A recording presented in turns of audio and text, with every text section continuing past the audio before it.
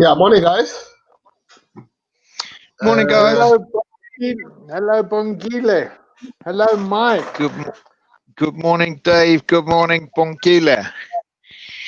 yeah, I hope it's warm. I hope it's warmer where you are than it is here, because it's gone down to freezing here. is it? Here it's warm. It's summer here. It's very warm, in fact. Yeah. Look, as I was saying, yeah, I think I'm checking it with sadness that they stole these speakers. That I think for me, I don't know whether to make excuses for the people that did it, to say maybe they needed the money to go sell the speakers, or but I'm still impacted, you know, because I'm dealing with quite a lot of socio-economic issues here in the Free State. I'm not sure whether I should make that excuse. In fact, last week I went to a seminar that was organized by the leaders, the site, some youth economic seminar.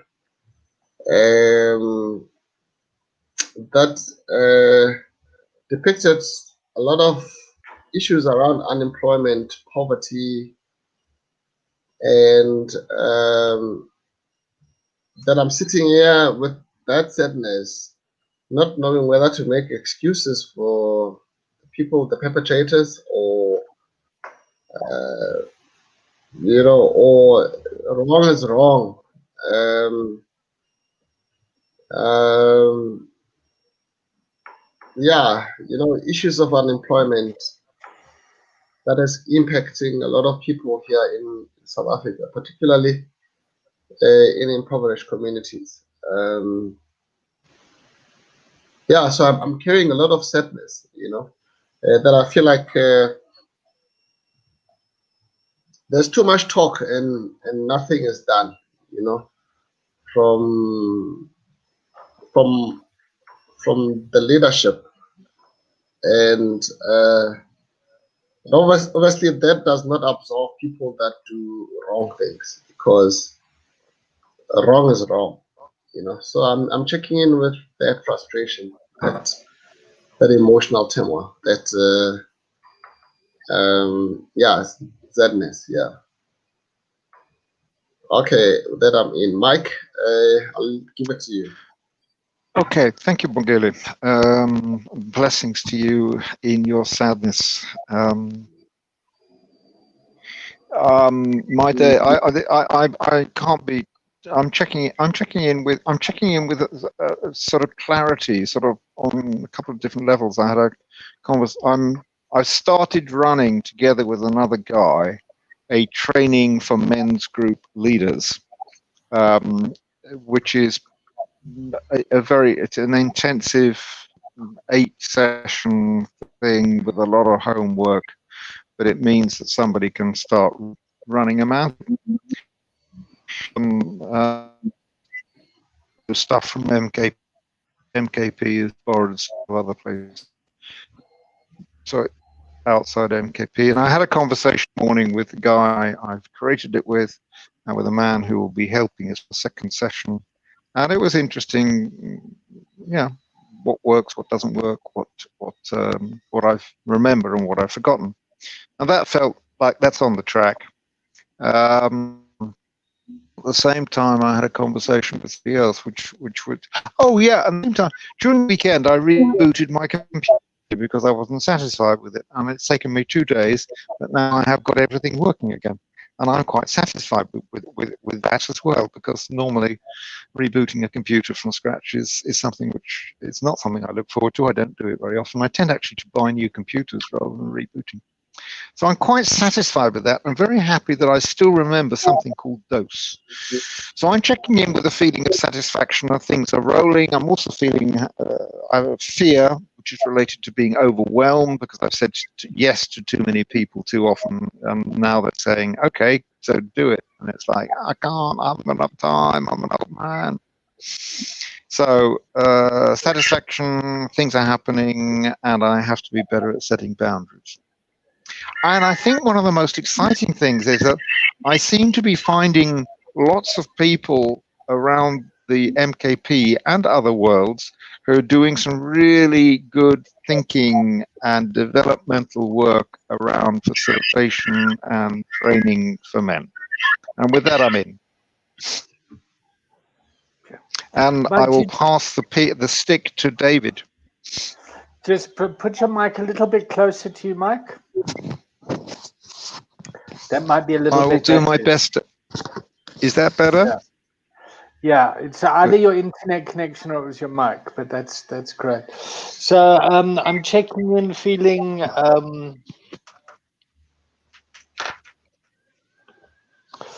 I know that feeling, Bongile, when somebody comes and robs you, and it's the mixture between feeling angry and pissed off, feeling scared, and then I find myself justifying, going, "Oh fuck, Shone. Maybe they need it. Maybe and I get kind of very overwhelmed with it all. Yeah. So I feel a bit perplexed about that, but otherwise I'm feeling today I'm feeling quite good. And Mike, I got a book here. It's called Meditations for Men Who Do Too Much. And there's kind of daily readings which I've started to kind of read for my workaholism. I think I need to. That man's silence is wonderful to listen to. Wow, what is that? Please do that again. I'll read the whole thing if you want. Yeah. Yeah. Oh, I'm a month ahead. I selected November the 20th, but still, all right.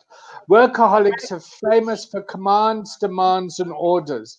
We expect others to be as hardworking as we are, and we let them know it loudly. It's as though we illustrate our worth by creating our own soundtrack. Work addicts don't understand silence and how it has power to heal. We are so attuned to our own audio frequencies that we have lulled ourselves into our own addictive rhythms. We need to go within, where it is quieter, ignoring the static that is all around us that we have helped to create. Silence does not mean inactivity. It may mean that I'm deep in thought and that I will be all the better for my inner journey. Powerful. I don't know what he's talking about. I think for me, what comes out of that is, I mean, looking at the extent of work that one is doing, you know, I'm working tirelessly, balancing the mission and my entrepreneurship ventures, just to be able to fulfill the mission. And I actually had a discussion with someone to say, if I'd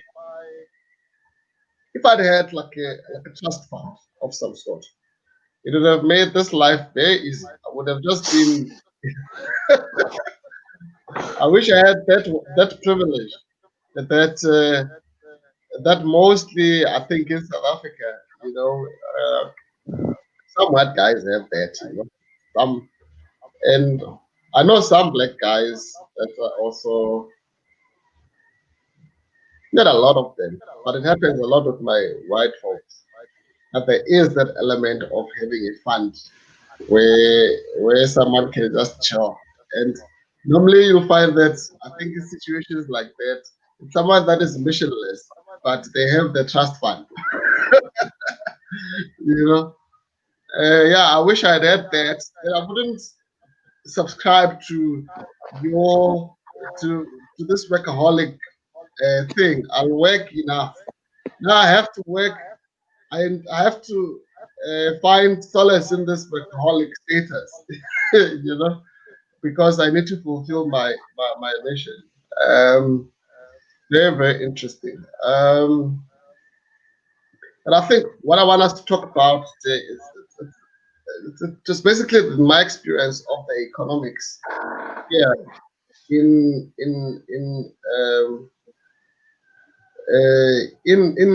especially in my community, you know, when it comes um, to doing work, you know, man's work, and uh, and the dynamics of money and doing the work, you know, which I find it's still a factor when people don't have financial resources to do this work, you know, and that many guys that are in these communities, they're not financially stable, you know, and then you say to him, "Come do men's work." How do we balance it? How do we balance it?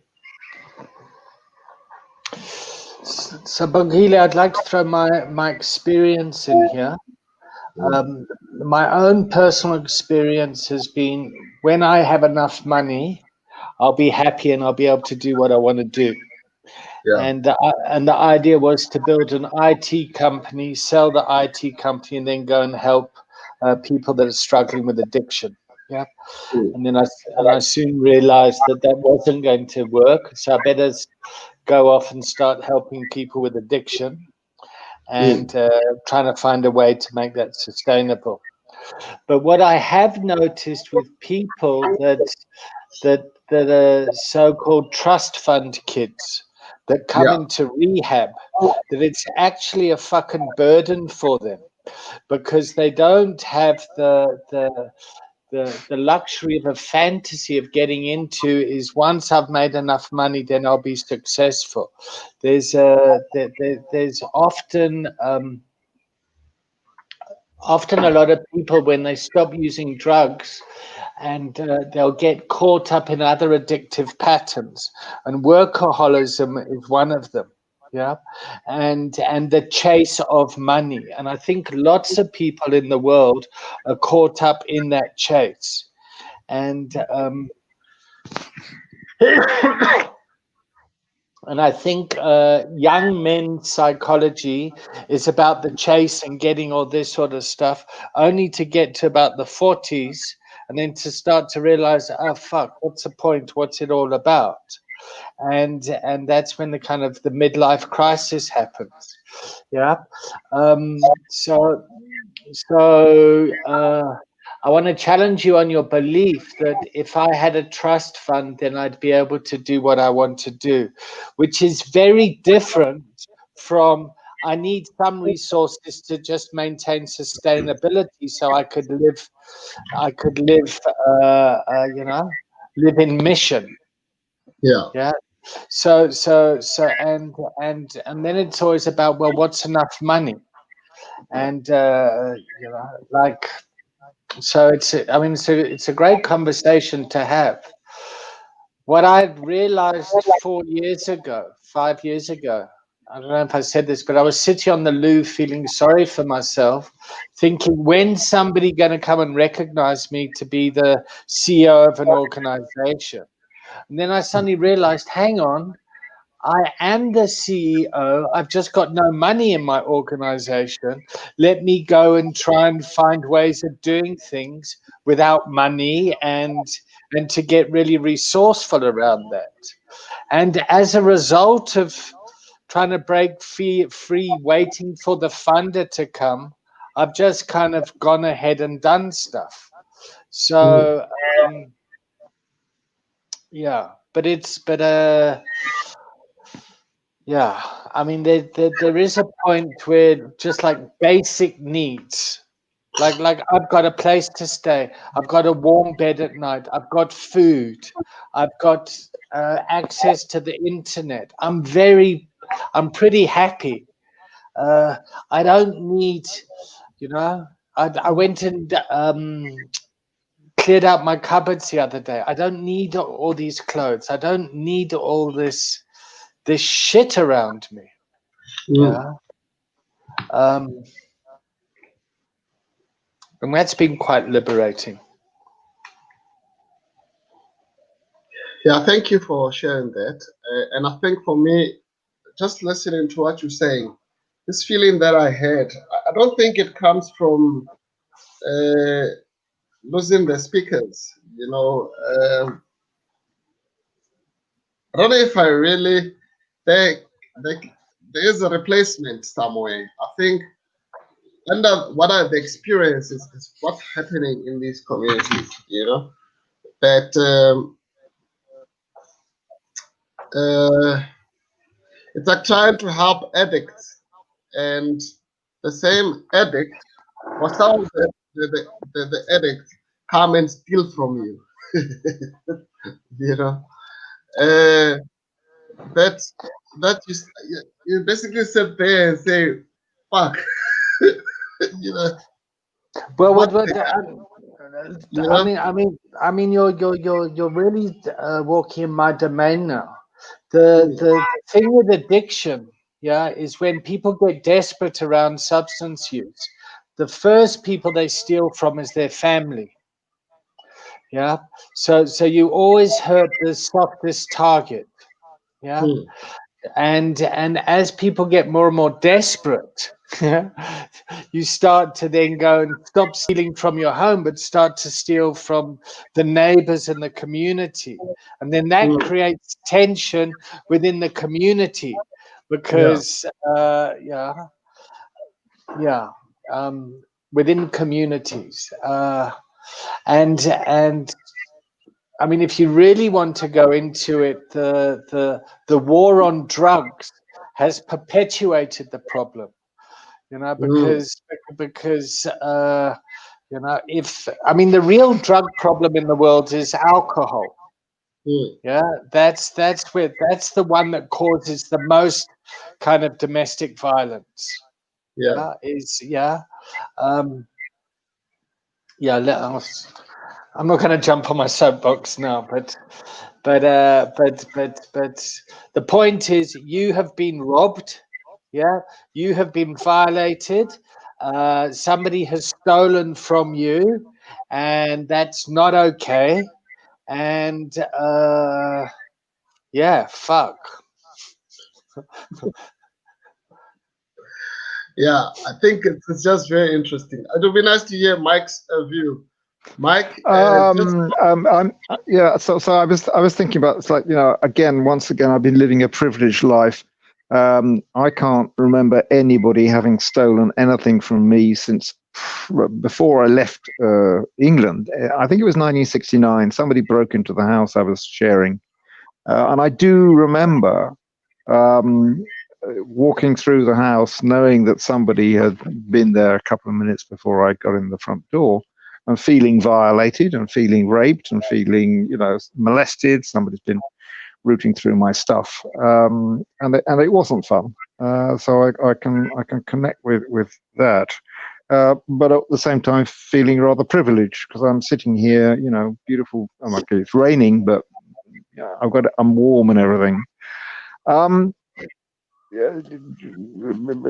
agree with everything that David said. I was on a call a month ago. David was there too, with the guys from the Young Warriors in America, and they made one point which really stuck in my mind, which was so the Young Warriors is for men between 18 and 39, and one of the things that the guy said was that what we notice is that you old guys, you're looking for healing of your wounds. What we're looking for is mission and purpose and rules and values in our lives. Rather than these, I've got to go out and make a lot of money stuff. And just as David said, they wake up sometimes in, their early 40s and they wonder what the fuck's going on. My life, the life that I created has nothing to do with what I want for myself. There's a big bit of, I spent 20 years before I got into this business, the sort of men's care business, doing personal development work under the guise of just about anything else that would pay my salary. And I'm still, I still see that, a lot of guys. I mean, I did my NWTA because I was been at a conference and somebody said, been to this great course. It really saved my marriage. And I've noticed that an awful lot of the guys come to my organization because something is fucked up. They're alcoholic, or their wife's beating them, or they're beating their wife, or they're unemployed, or something's gone wrong. And that's when they're prepared to look at maybe their own responsibility for it. So now I'm running courses which are men's groups, but even those men's groups are about solving pragmatic problems.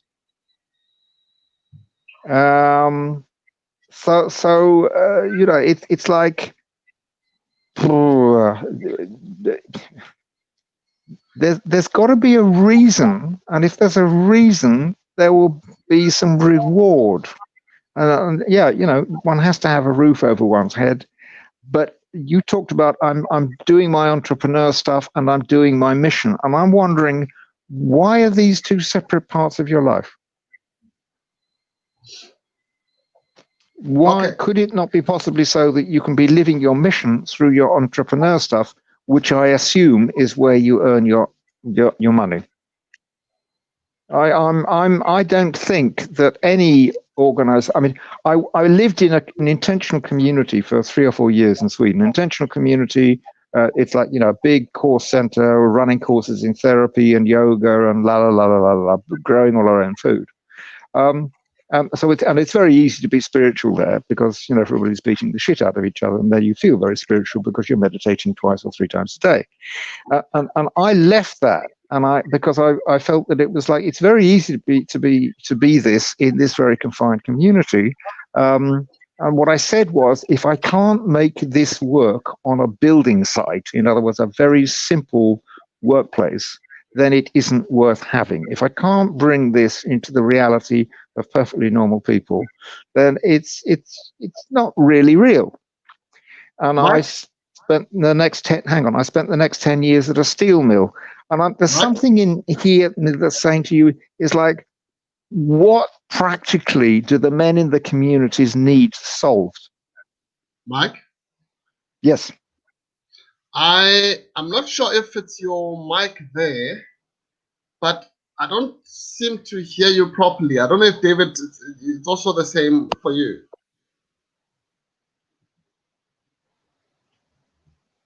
Hello? Yeah, I'm hearing him. Yeah. I just sneezed, so I went on mute. Oh, because it's I don't know if it's maybe, but I hear you. I hear you well, but for him, I can't hear him properly. But anyway, nevertheless, continue, Mike. Okay. Is it any better now, Bongile? Yeah, I hear you there and there, but I can't. There isn't. It's not. Okay. Yeah. So David can hear me. I can hear Bongile, but Bongile can't hear me. Ish, one of those things. Yeah. But anyway, continue. It's fine. It's just like, what do these communities, or like, it's like, can you bring your mission into your entrepreneurial work, rather than saying, I have my entrepreneurial work and then I have my mission? Because I believe that, living mission is done in your workplace. There's something the Zen guys say about, before enlightenment, chop wood, carry water. After enlightenment, chop wood and carry water. I've known some really wonderfully spiritually and highly active people working in advertising organizations and steel mills as engineers or marketing directors and so on. I don't think the world should be split up into, or at least I try not to split my world up into my mission and how I make money. I fully get what you're saying, Mike, and it's always nice to hear elderly advice on this.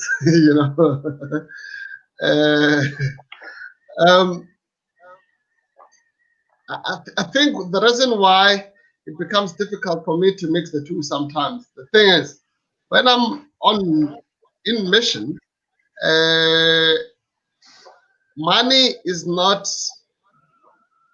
a deterrent. Money is not a driving force, you know, that I can assist and help people without really looking for much, you know. And that is where I think it becomes there's conflict, because, or I feel, as particularly in the communities that I work with. I mean, I work with people that sometimes don't have they can't. If I say, like, people in affluent communities, let's say in Joburg, you know, some of my clients will pay me maybe 1,000 to 1,500 per session for coaching, right? If I'm in this communities that I'm in, no one can pay me that money, you know, and I want to be in mission. It becomes Hang on, what is your mission, Bongile? No, it's really to emancipate people to have peace.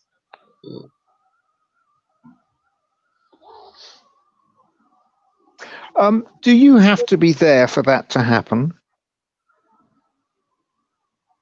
Sometimes. Like, look, 1,000 circles, you know, I'm missioning every day, you know, I'm making sure that I'm checking in with how people are, you know. In some cases, I might do processing. I also help SMMEs or small businesses to be profitable, because then obviously it will permeate through the employees that work within companies, you know. So the mission is there. But if you go, if I work with this, let's say these communities were my clientele, impoverished communities were my clientele, someone else will need to foot the bill to make sure that people that are in impoverished communities receive my service. Now, my difficulty comes with balancing the two, because in order for these sessions to take place, someone must pay. But at the same time, if no one is paying, it wouldn't stop me from doing it if I get one or two people that need it, you know. But I end up being caught in the middle. That is why the focus then it changes to say, okay, these are my entrepreneurial ventures, and I need to generate money from this, in order for me to not be so worried about making money when I'm assisting people that don't have.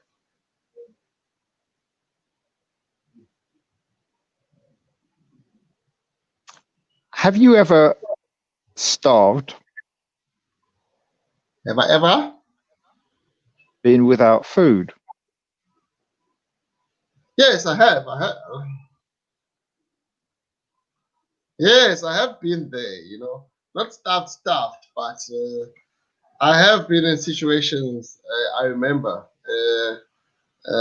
when my parents, you know, when they were building the house when I was young, you know. No. In your adult life.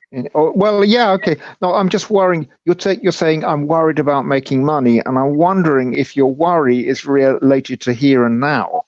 I remember my ex-wife, who knew me really, really well. She said it doesn't matter how much money you have in your bank account. You will always be worried about the next meal, because that's what you grew up with. That's what the situation your parents had.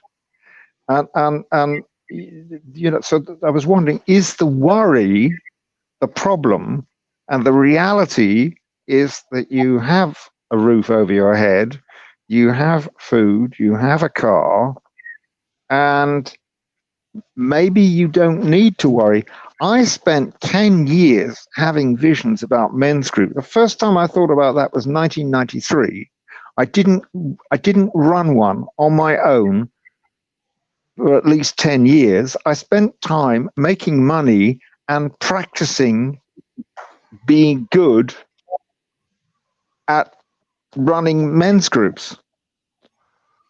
I couldn't. I had to feed the kids, so I put it to one side. I did something which was commercial, which was developing me, which was going to be useful, and I allowed that to happen because I couldn't find a way of financing running men's groups. I couldn't even find men who wanted to be in men's groups at that time. Do you understand? When it's like, I know you've got a mission, and it's the 1,000 circles, and that's great, but do you need to put a timeline on this? It's maybe you got 3 years of groundwork to do before you can actually start and have an organization, and you have the credibility to be able to launch an NGO or another similar organization which is going to create the 1,000 circles. Do you know enough to be able to close that mission? And if some things you do know, fine, but some things you don't know, you need to work on. And getting some money is 3-4 years maybe. I don't know. Could there be a conflict between your ambition to have 1,000 circles next week and the fact that the foundation of that quite large structure at the moment isn't there? And this is not criticism. Bongile, I need to check out. Mike, I need to check out. I'm going to leave this open. Keep it going. This is good. Bye. Do you say something before you go? Sorry? Do you want to say something before you go? So I'll say one thing, that stealing starts in the home with the easy targets, and then it goes out into the communities, and that it just starts to kind of escalate and goes up. Yeah. So here in South Africa, when white people get stolen from, it's not a black and white thing. It's just a poverty thing, and it's a difficult conversation. We'll have that another time. But I know what it's like to be robbed. Yeah, and I've been the robber.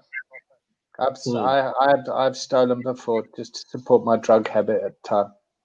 But anyway, I'm not going into that. I'll see you guys next week. Oh. Am I making sense in what I'm saying? Yeah, I think you're talking about defining. It's a pity that I can't hear you properly. I wanted to have like an intense discussion with you about this. Okay. I suggest that we drop the video, okay? Because I think you've got limited bandwidth. I hear you okay. So what I normally suggest is we drop the video. I'm going to turn my camera off, and I suggest you turn your camera off, and the sound may get better. Can you hear me now? I can hear you fine. Yeah, it's like this. It's a lot of sound. There's another sound in the background, but nevertheless, you were talking about defining reality, whether it's the perfect time for me to achieve this mission, isn't it? Yep. Yeah. Yep. Yes. I think in my world of entrepreneurship, right? There's never a perfect time.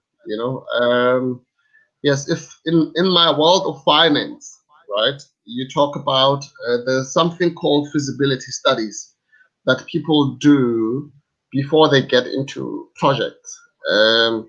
There's also a saying that strategic thinking or planning sometimes restricts strategic thinking. So I'm just putting this in the background. Hello. Sometimes. Yes.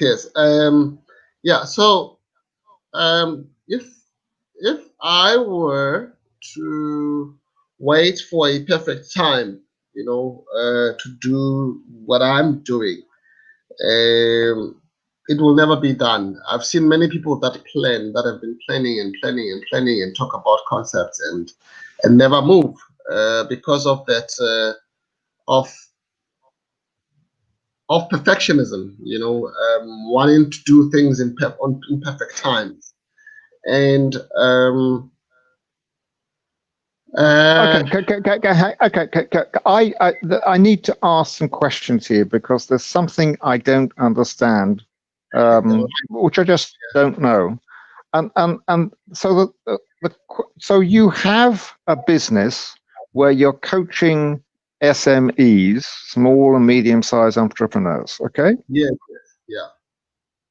And that's what pays for your car and your flat and your food. Yeah, that's the primary business. Yes. So a man circle consists of, I don't know, 6 or 10 men in a room for a couple of hours with a structure which looks a bit like an I group. Look, yes. Can I just add something there? Yeah. What Thousand Circles does is an extension of what I do in my primary business, right? Yep. It has components of that, but because most of the work that is done for organizations like Thousand Circles, or the work that I do in spaces like that, is not necessarily profitable. That's why I call it. Well, if it isn't profitable, should it be done? Huh? If it isn't profitable, yeah. In other words, if it has no output, yeah, should the work be done? Look, if I was using my finance and investment cap, I will disinvest. I'll just pull the plug, Okay. Yeah, I will just pull the plug. But because I feel like it connects with my mission or my purpose for existence, that's why I'm not pulling the plug. That I devise ways to generate income to keep it alive. Yeah, my investment head will say, pull the plug. It's not worth it. And I guess it's the same reason that I hear a lot of pastors. They don't leave. They don't leave their churches because they have no money. But obviously, money is important in the bigger scheme of things. Yes, I mean, you can take it as far as governments. Governments don't cease to exist because there are no taxes. The mission of leading people is there, should be there regardless. Because you get very poor countries out there, but they don't stop having governments. So I feel like I'm in that space where that is why sometimes I make a distinction between the two. Okay. So you want to create 1,000 circles. How many circles have you? Yeah. How many have you created so far? There are. I mean, I've got circles of different people. I don't keep numbers. It's not 1,000. 1,000 circles is it's sort of it's not literal. It's there will be more than 1,000 circles, but there are circles already existing. Yes. So okay. So I totally agree with you about you not getting bogged down in strategy and planning. But where do I go to read the vision of 1,000 circles? Is there a website or is there? No, I'm currently busy with the website. Yeah. Okay. Thank you. So Yeah. is there a Google document which explains your idea? No, there is no Google document, but I can share with you a document if you want. Yeah. Could you do that? Because I think it would be I think I need to understand your concept of 1,000 circles. Hmm. It's For- basically it's very simple. It's people talking, dialoguing about issues of development within their communities. It can be any issue uh, from from addiction in the community, from schooling in the community, from entrepreneurship, economic development within the community, men's issues like saying that from MKP we do men's problems, or men's development. Yeah. It Yeah. can be about that. But the idea there in the circles is for people to come up with solutions, not just talk about them. Yeah. People will talk and then come up with ideas, but there will be a check-in in those circles, because normally I know meetings that people attend and then people don't know how people are feeling in those circles before they get into issues. I mean, the incident of today where they stole my speakers, it got me really feeling down. And then imagine going to a meeting with someone that has something like that going, that they're experiencing in their lives, and you don't know. The meeting already is messed up. So it's really about development like that. That's nation building, but looking at people to check in authentically about where they at, and coming up with solutions for problems within those communities so that they can develop their communities. So that is And doing this within what MKP calls a safe space, a container. So that yeah, got it. that is the language that is used. Because I mean, people are going through a lot, and people don't talk, and it's like there's this stereotype or culture that some special being is supposed to come and make people meet. There's nothing special about, even if you talk politics or government. Someone must meet somewhere and decide for the people what should be done. Why don't people meet occasionally?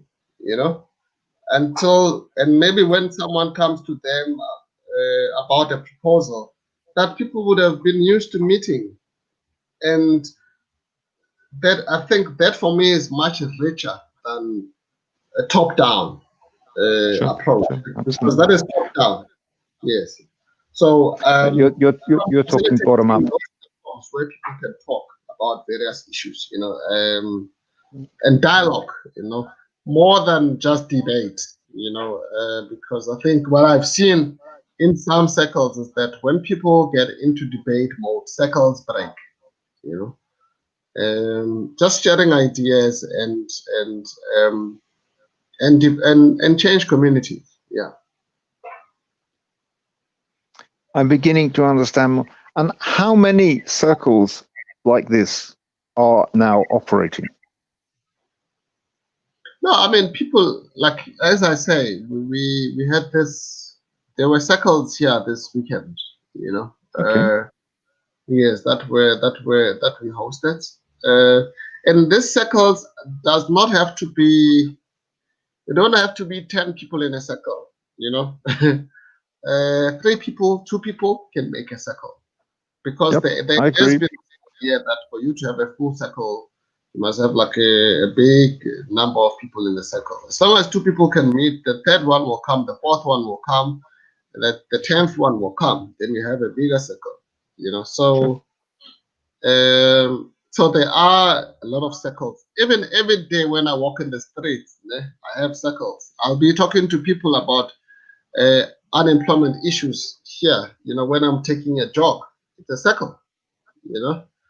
So it's not a circle in in a traditional sense that we know it at MKP, where there are rules and all that. Yeah.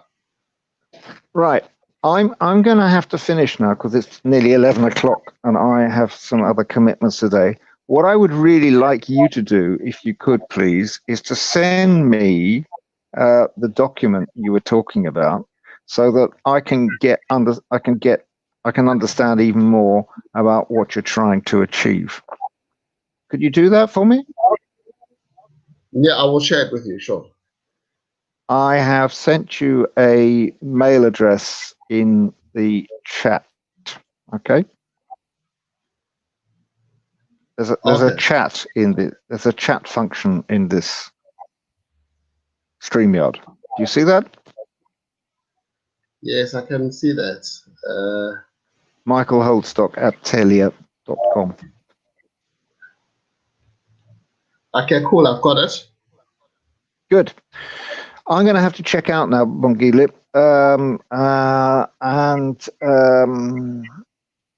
Mike, Independent Wolf, checking out. I'm a bit confused, I must admit. So I look forward to reading more because I want to understand what you're trying to achieve better. I want to understand more of your concept of the 1,000 circles. And also I'd love to know how it is operating today. I think I'm sort of missing some meat on the bones of this situation. I'm glad you appreciate my elder wisdom. Sometimes I think I'm just making a whole lot of stupid assumptions. But yeah, we're still here and we'll turn up next week again. And with that, I'm out. Oh.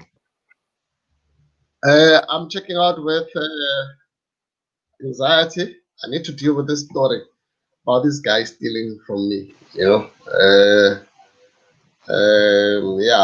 So there's anxiety, but joy that we met, and yeah. So with that, I'm out. See you in a week's time, and I look forward to your email. Okay. Okay, sure then. Bye. Okay. Bye.